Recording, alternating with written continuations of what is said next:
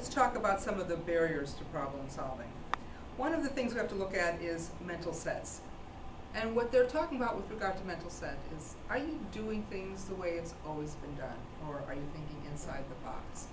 An example of staying within a mental set would be something like this. Your great-grandfather was a shoemaker. Your grandfather was a shoemaker. And you feel that you also have to be a shoemaker because that's the way it's always been done. Kind of limits your opportunities, don't you think? I want to talk about functional fixedness. This is the tendency to see only familiar uses for well-known objects.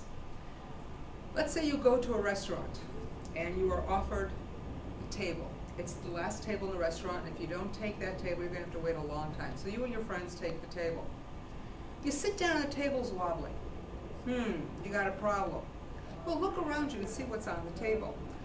You may find, perhaps a paper placemat, and a fork, a knife, a spoon, a napkin, salt and pepper shakers, ketchup, mustard, maybe some sugar packets, that kind of stuff. So anything on the table that you can find that might help fix that wobble, there are a couple things. You can fold up the placemat, you can fold up the napkin, and you can use some of those sugar packets. Those things can be stuck under the wobbly leg, and now your table will be fine. But a lot of people won't think of that because they think of sugar packets only as sugar packets and as nothing else. That's an example of this concept. Confirmation bias. This is the tendency to seek out and pay attention to information that confirms what you already believe. And we tend to ignore things that are contradictory to what we believe. We look for those things that validate what we already hold to be true.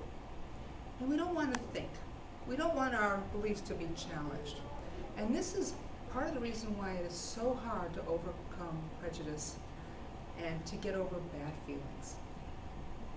If you are looking to dislike somebody, that's easy enough to find faults with anybody because everybody's got faults. And if all you want to do is look for the faults to confirm your negative opinion of this person, then you're never going to get over that. If you are open-minded enough to see the good as well as the flaws, then maybe you can go beyond your current thinking.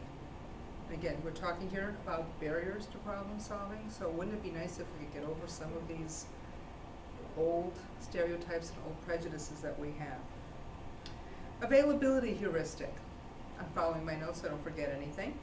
This is basing the probability of events on how easily recalled they are from memory. This is a really tough concept to understand. And what I'm going to do is I'm going to use an example from Steven Spielberg. We're going to talk about the movie Jaws. When the movie Jaws came out, people became afraid to go into the ocean.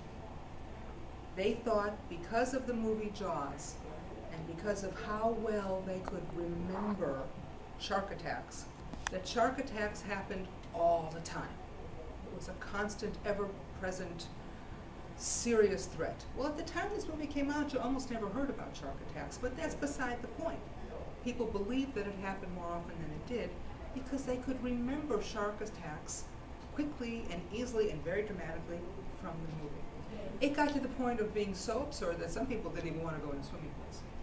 Again, availability heuristic, basing the probability of events on how easily they can be recalled from memory. People tend to think that airplanes crash more often than they do.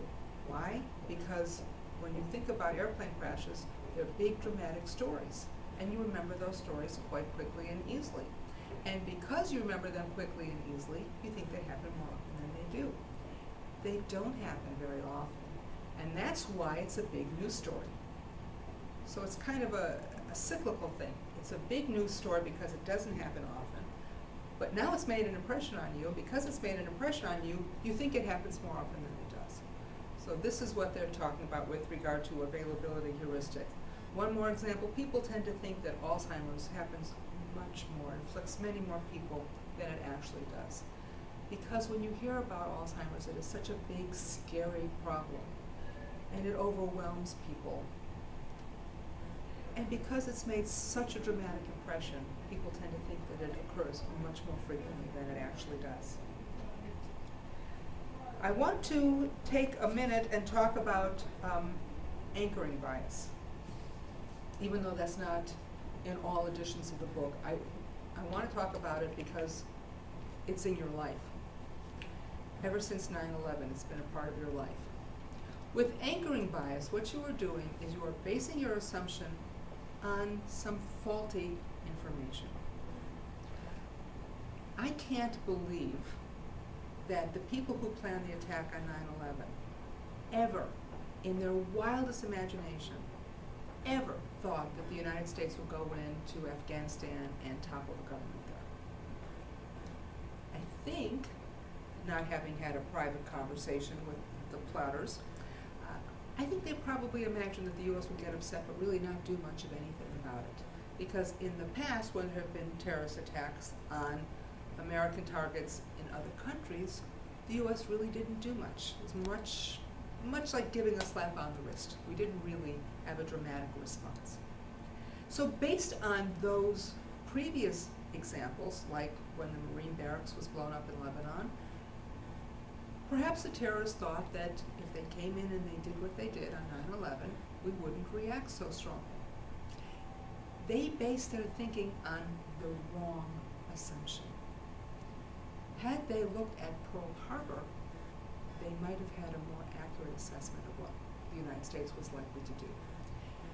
The U.S. doesn't like it when we get beaten up, but if we're in your house and you beat us up, yeah, we can tolerate that. But if you come into our house and bust us up, we tend to go to war. Okay, that's it for now. I'll come back soon.